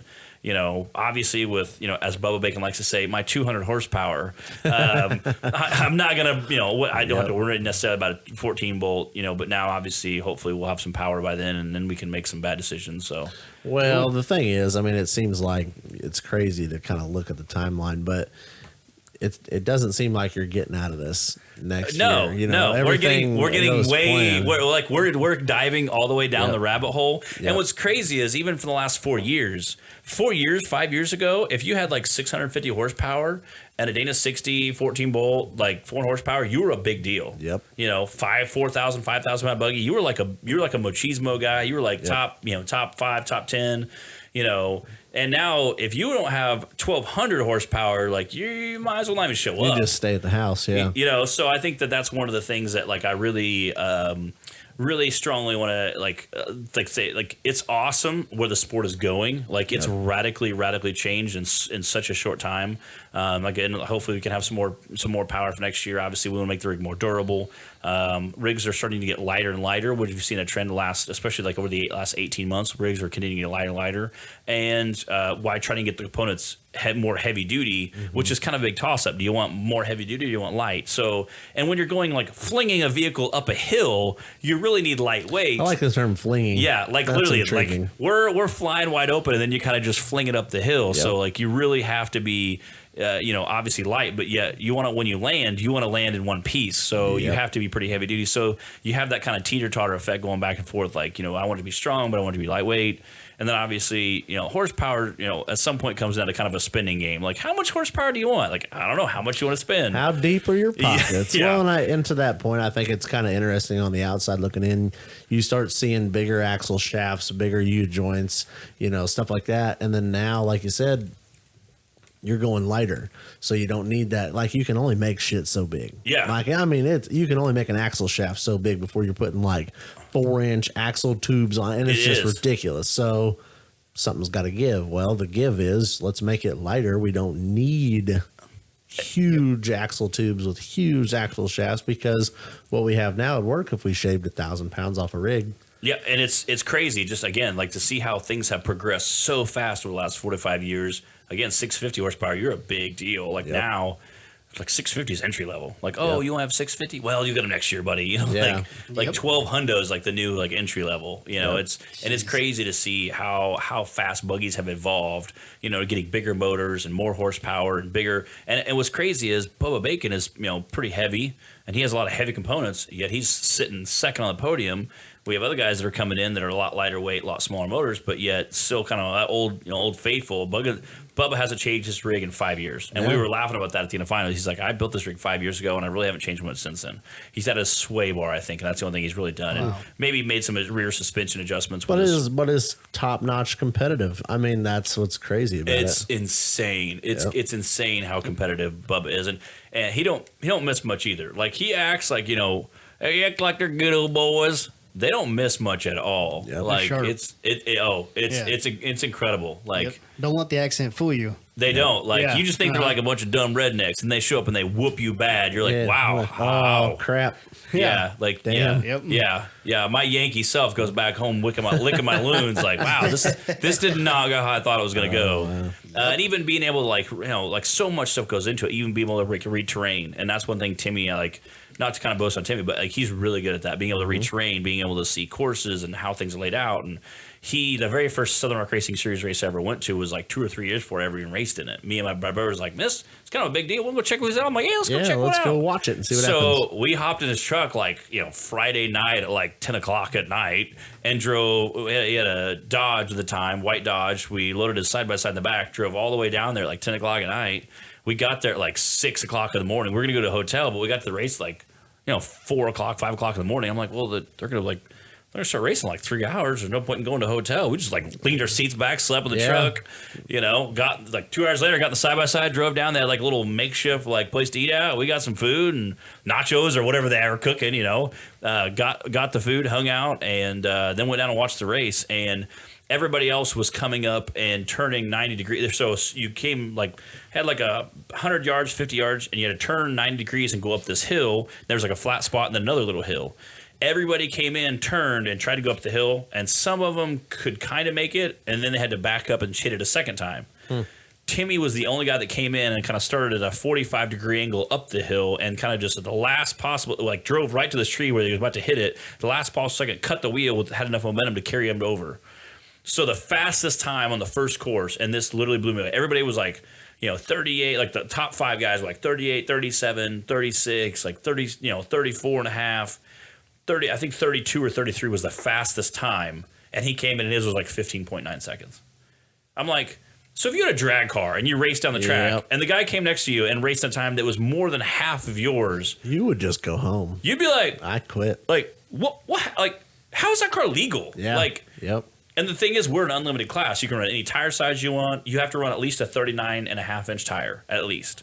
After that, there's pretty much no restrictions on the vehicle other than safety restrictions. You have to have a certain harness. You have to run for race suit. You have to run extinguishers. There's lots and lots of safety standards, but there is zero. So there's no like minimum, maximum wheelbase. No minimum suspension. Nope. That's what's crazy. Like about I would encourage you to ask 10 more questions, and they'll be nope. Like you can run any motor, any transmission, any transfer case, any size drive line. You can run. You can make your own cage. You can make it as big or as small as you want. You can use any size tubing you want. We got guys using electric weld tubing. We got guys using DOM tubing. We got guys using chromoly tubing. So it's such a plethora of motors, and we got some Ford guys. We got some Dodge guys. We got some Chevy guys. Like we have different motors. We have different transmissions. We have different transfer cases, and there's usually like the top 10 guys are pretty the same each time. Yeah. So it's kind of crazy that there's such an array of vehicle weights. I mean, obviously we got guys that are, right around 3,000. The lowest guys probably 3,000, 3,200, somewhere in there. And then we got guys that are, 5,500. Yeah. Agnes Buggy, they are building a new chassis now. But their old chassis was 5,500 pounds probably. So that's, when you get 3,500 pounds versus 55, that's a 2,000 pound difference. It's a lot of weight in a competitive race class. Yeah, especially when you're trying to take that weight and throw it up a hill.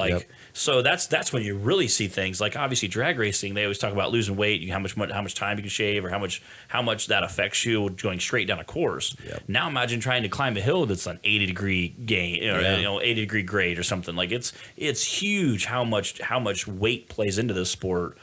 Which again is something like when me trying to build my first rock bouncer was completely like the last part of my brain. Yeah. Well, and I think to that point it's crazy because this hobby you talk about. Oh, I'm going to shave weight. And you're like, dude, I want thicker brackets. I want thicker tube. You're like, I want all the beef. I don't want to have to rebuild this chassis. But on it. Oh, by the way, I want it the lightest possible. Yeah, like all my tabs are 3/8 of an inch thick. Like you tell that to a trophy truck guy, they're like, they stare at you like you're on crack. Like, are you in meth? Like, what are you doing? 3/8 of an inch? Like, they're trying to get down less than 1/4 of an inch and then maybe throw like a tiny little washer on there to get a little more support. And we're like, we're 3/8 of an inch, like on every bracket we have. Yep. My trans cooler, I think, is 1/4 inch. Everything else is like 3/8, you know? And it's like this, it's like smaller than a cereal box, you know? It's pretty tiny. Everything else is 3/8. All of our link bars are 3/8. All of our plates are, motor plates, everything we do is our winch plates 3/8, just because it's, good. You can really get a good penetration weld, especially if you're doing both sides. And then we'll turn around and gusset some of that stuff. Yeah. My link mounts on the vehicle side, which obviously I think that's kind of a safety thing where the links mount on your chassis. If you come loose and one of the links come loose, you don't want it coming through the cage at you, whether it be from the back or from the front. Yep. So those are not just 3/8 on both sides, but it's actually plated in top, bottom, side, so that way it can't come loose and come at you. It would have to go forward before it could come back. So, and then obviously we use 3/4 inch, 1 inch bolts. We use some beefy, heavy duty stuff. So obviously. Yeah, throwing up a hill like that. Oh yeah. I mean, again, Yeah. when you're running that size bolts, but there's so much. And the thing is, you can shave weight, but you really can't shave too much weight out of the Well, buggy. yeah, you don't want that. First of all, you're gonna flop it down a hill. Yeah. You don't want to have to rebuild the entire like top of the cage or something. And so that's the balance. Yeah, and again, now like you kind of start designing chassis different with triangulation, trying to figure out how that's going to work. Like you want it to be lighter, a bit stronger. And again, it all kind of comes down to, especially if I'm the guy building the chassis, I'm the guy inside. Yep. I'm kind of important, at least to myself. I am. I'm putting a couple bars over my head. Yeah, and like stuff let's that. go ahead and put an extra little bend in there. Let's Yep. do some extra little more protection there. Since I'm going to be the guy barrel rolling down the hill when I make a bad decision, like think I can make that hill and I can't. Like I want to be the guy, rolling down the hill on fire. So I want to make sure it's a little bit safer than the last thing, or add some more panels in there or something. But And that's the thing. I mean, and the worst part is everybody. I mean, some people will probably disagree, but I want it to look good. yeah, I don't want to build it just to be safe. I mean, I can build a safe, like awesome geometry, but at the same time, like kind of want it to look good on my t-shirt and while I'm sitting there on Instagram. It is, and I try to make sure my lines look, kind of nice and sexy, kind of flow, like kind of like a sports car type Yep. look. There's 3 or 4 different sports cars I kind of took credit for, kind of like the older Stingray Corvettes. It's kind of what I really kind of see because it has like a longer front end that kind of swoops up, and then the back kind of swoops back. So I kind of liked how that looked. I also wanted a kind of a bigger tail section. That way, if I rolled over, if you go back and watch the first course of Dirty Trail Off-Road Bark, I did roll backward. It was able to pivot on my point, like I call it the mohawk, obviously, because of my hair, but I was able to pivot back, hit that, and because of the dirt behind me, the way it hit and rolled, I was able to land back, roll over, and land back on all 4 tires. Whereas if I had a really shallow cab, like a lot of the guys do, I would have just been stuck there, or wouldn't be able to pivot over. So some of that design, there is a little bit of method to the madness too. And again, you'll see that I think with more and more as chassis evolve, as products evolve. I'm excited to see what the next 3 to 5 years take, because it's so insane how things have rapidly grown. Well, we've gone from 600 horsepower being the entry to 1600, and we're 3000. I mean, we sit here and go, "Holy crap!" I don't know. Where's it going? And I'm like, what do you top out at? Like, there's times I'm like, dude, we got guys that are 1600. The General 2.0, Clint Evans, he just built the new, he had the General, and then rather than the General 2.0 is 2.0, so which is super cool. His is it's like a 598, I think. He said it's basically a 605 block, 604, 605. That's 605 cubic inches, and most of the time, if you're building a really good motor, you're gonna be between 2.5 horsepower per cubic inch, like. That's insane. Yep. Oh, by the way, let me throw a power adder with that. Yeah. And most of those guys are like nitrous or a supercharger, or So again, awesome. You're at say 3. You're almost 3 horsepower per cubic inch. Like that's insane. Nice. Yeah, he said his heads were like $20,000 set of heads, and I'm like, oh boy. Yeah, I said, yeah, I'm right there with you, bro. I feel you. Yeah, I'll pull my junkyard heads off my 4.8 and my buggy and go, what do these get me? I'm not quite in the $23,000 head range yet. No. Like I probably like $23 head range. My last buggy, I didn't have that in the buggy and the trailer it came on. Like So So and there's some guys that got some pretty sweet trailers too. So that's the worst part, because I'm guilty of that more often than not. Like, dude, I ain't wheeling my trailer. Yeah, but I want my trailer to look badass. Well, yeah, when you pull in the parking lot, it's like toter home with trailer, toter home with trailer, toter home with trailer. And there's me and like my F350 diesel. I have an enclosed trailer I was able to buy this year too, which is really nice. But it's not like wrapped or it's not brand new. Like, but it could be. Yeah. So obviously that obviously looks nice. But there's times we've pulled open trailers depending on where we're going. Exactly. We can stay in a hotel and take an open trailer too. I saw a picture. I don't know where it was actually. I should know this because I saw the picture, but saw Tim Cameron pulled an open trailer with his brand new, broke the internet with this new buggy. Yep. Like revolutionary, everything. He went to Moonlight. I don't even think he had trailer fenders on it, to be honest. I probably didn't. He went to Moonlight Off-Road Park at the beginning of the year. They have a thing called New Year's Eve Revenge. Yep. Or New Year's Day Revenge. And so they all get together, have a big like shootout kind of thing. And they've had the last couple of years of it. Usually it's like more like a bunch of local buy buggy, more of a grassroots type budget, more of a grassroots type event, which is a great time. A lot of buggies come out. It's a blast. And this year they got a pretty good payout. I want to say the payout for first, I think it was $4,000. Not bad money to show up and have a good time. Anytime you can throw 4 G's at a guy, you're gonna get some players come out. Oh yeah, yep. And it was like, we have cash here. Show up and take this cash home. And obviously, that was $4,000 to the winner. So I'm sure it's second. They probably paid out top 3, top 5. So Timmy thought, hey, what a great chance to come out and do a little testing and tuning on my new buggy. Go try this thing out. And sometimes some parks, it's better to take an open trailer because of the way the park is arranged, or because of maybe the terrain getting into the park, or where you're racing at. Sometimes to go, getting to the main parking area, that's easy. Like I'm thinking of Flat Nasty. There's a couple other places. Flat Nasty, you pull up, and then if you turn left, you can go into like where the nice big wide open parking areas. Yep. If you turn right, you can go into the off-road park, and then you might have to travel for 3 to 5 miles to get to a place where you can camp.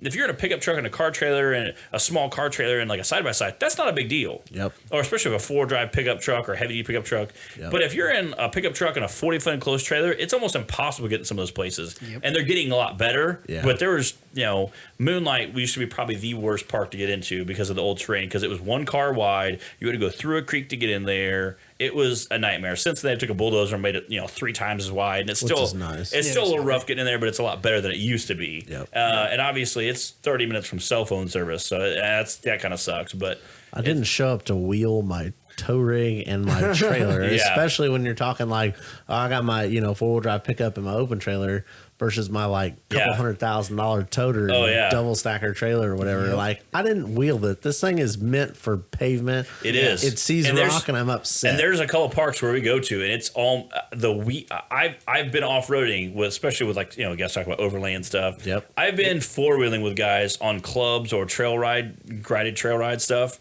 And we did not go as hard as I've taken my diesel truck and my 40-foot enclosed trailer. Yep. I've hung it up and had to drag the back of it across rocks, and it just, and severely tear the trailer up, tear the side of it up just to get it into some of the places we were supposed to unload the buggy at. And that was like the main camping area. And I'm like, bro, this is not going to work. This is not looking well. So there's at least 2 parks that I can name off the top of my head that I take my open diesel truck and open trailer, and then we'll find a campground that's close that we can camp, or not say campground, but like a cheap motel, hotel, Airbnb. Yep. I like Airbnbs. They're a lot of fun. You can meet, in life, it's not necessarily how much money you spend. I think it's all about the experiences you have. Yep. So I do a lot of Airbnbs because you can meet a lot of cool people. You can almost meet some kind of crazy people.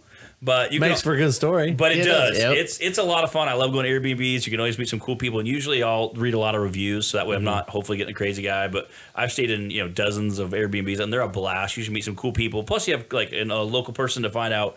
Like I've been in Vegas and Chicago, Indianapolis. You can meet some people. Hey, where's a good place to go eat, or what's a good place to hang out, or what's some fun stuff to do. That they can find the local places that no one else knows about. It's not on anybody's radar. I don't want to go to the tourist trap. Yeah. Like I want to go somewhere authentic, and they'll legit. take you to like the best Mexican, the best Chinese. You can go eat some. There's like some burger places I've been to that no one like.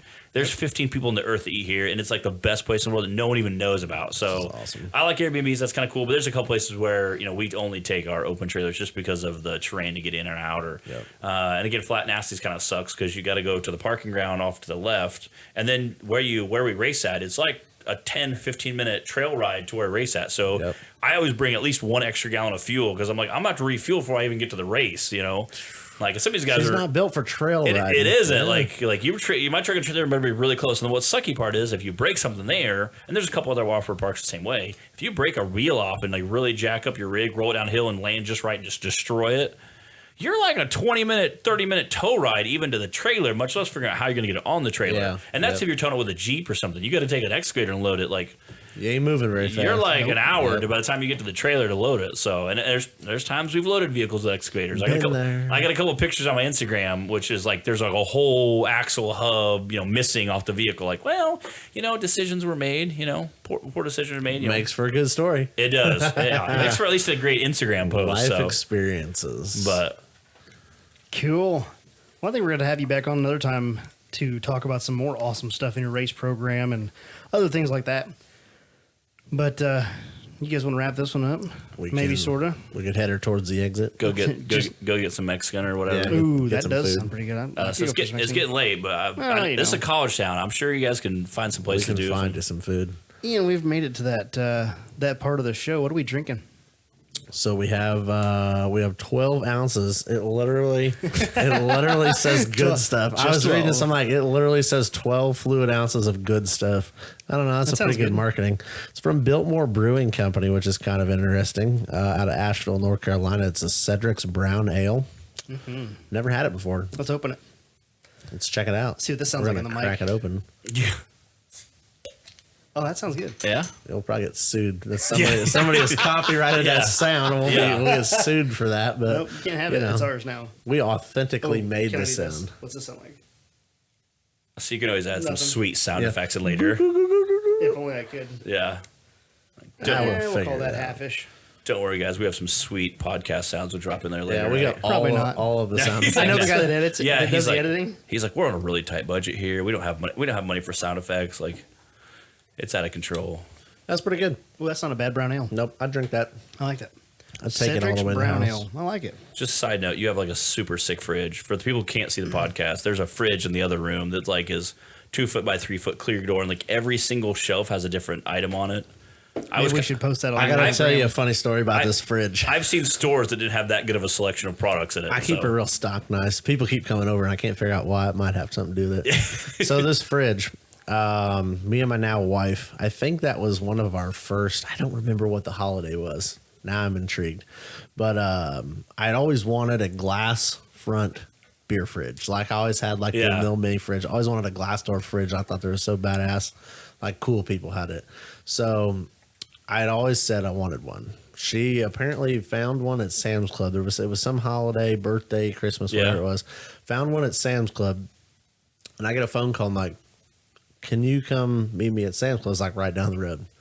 I'm like, "Why? Why do you need me to come to the damn? Why Is do there I like need a to come to box the of puppies there? Like, yeah, what's I'm like, going what on do I here? need? Put the groceries in the car and drive home. Yeah, like I'll help you when you get home. We'll unload the groceries. What do you need me to come there for?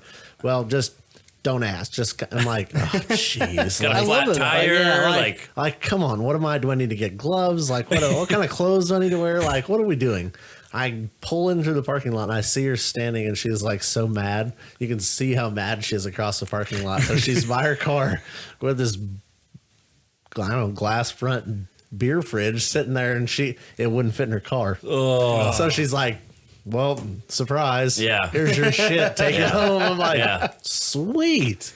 It was definitely worth putting pants on to come out and definitely worth putting get pants this on. beer fridge. So that's where that came from. It does. It looks super Yep. sick, and there's like they're all lined up in different rows. Yep. And it's pretty fancy. It looks. All right, this much conversation about it. You're gonna have to take a picture and I know. throw it on the I gram. know. Put it I was on supposed to say there. you got to put it on the gram now. Put it Like up Have there. to It's going to it's- become famous. It will. become famous. Yep. I The do it famous all. beer fridge of Total Off-Road Podcast. Yeah. Do it for the gram, right? All for the Yep. gram. So where can we find some more info?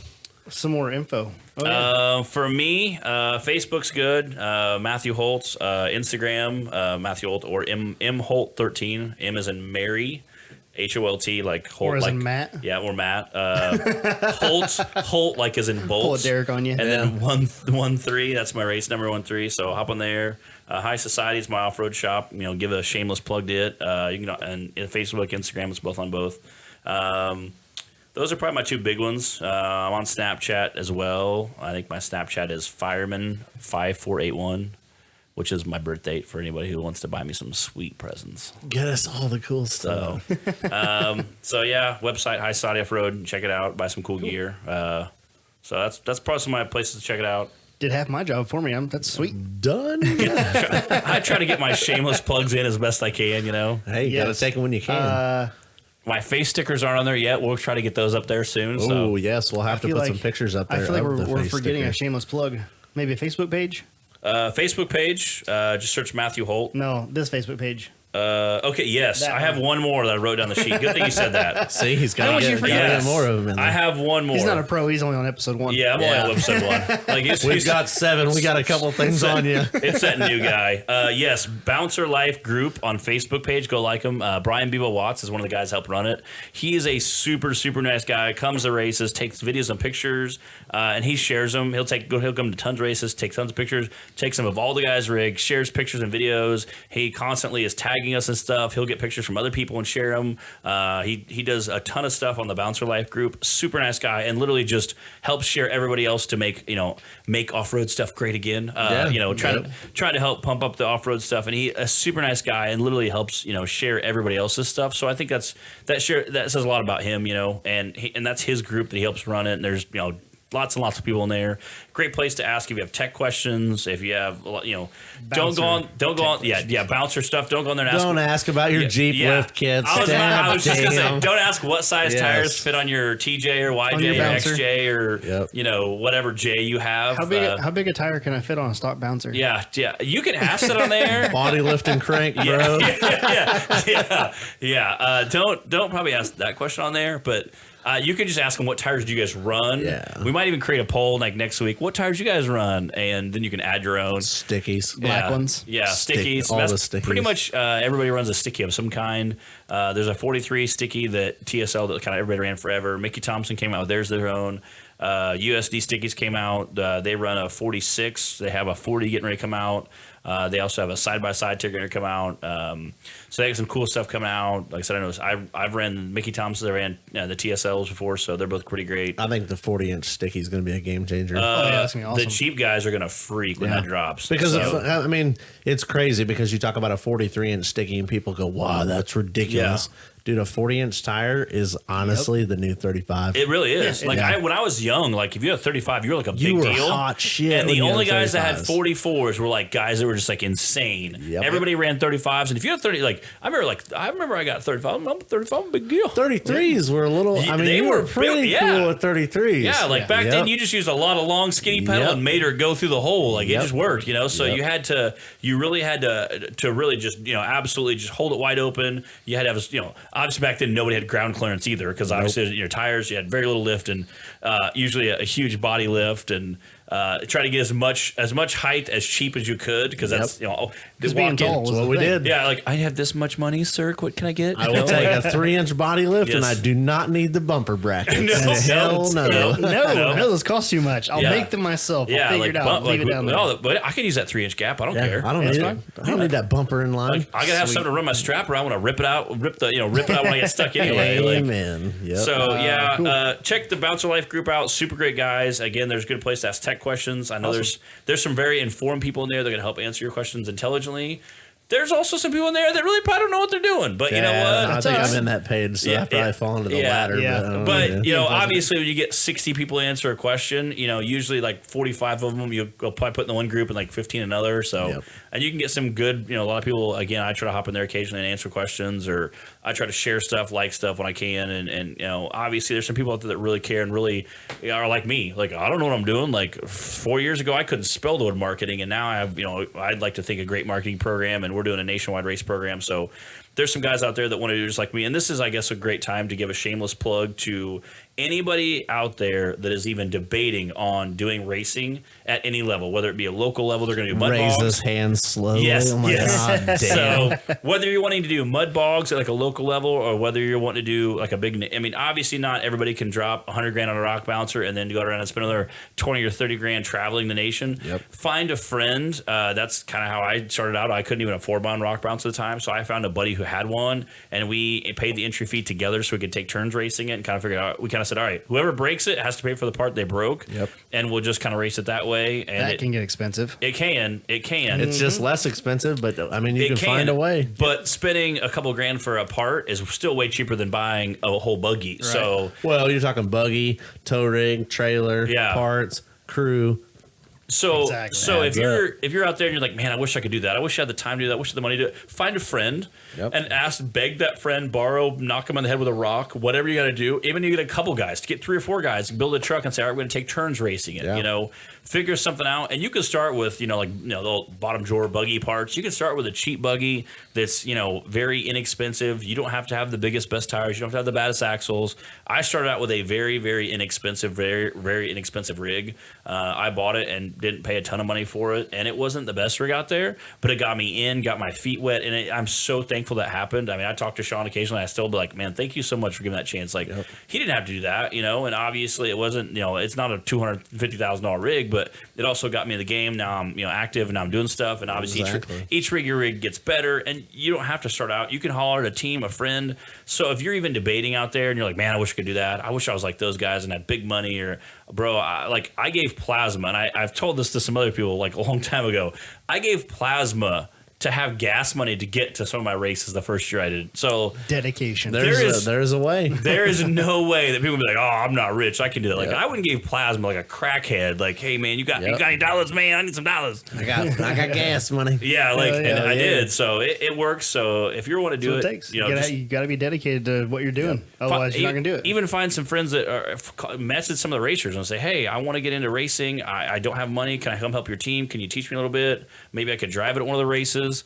You know, that's what I need. I need to like me drive it and not pay for it plan. Yeah. I'm telling maybe you wouldn't sell it. Yeah. Well, you know, who knows? But there's ways to get in, even if you don't have you don't have to have $100,000 to get into it. But I can see Ian on that. Hey man, can I drive your rig? Sure. Ian comes back. Sorry, dude, sold it. Yeah. It gone. Sorry. It gone. Here's your money. All right, guys. Well, we're gonna wrap this one up. Go give us, rate us, and leave us a review. If you like our podcast, tell a friend, invite them in to check it out. And you can find us on Instagram at Total Offroad Podcast. You can find me at low_KEE_XJ. You can find Ian at Offroad Ian. And also remember that you can go on YouTube and check this podcast out.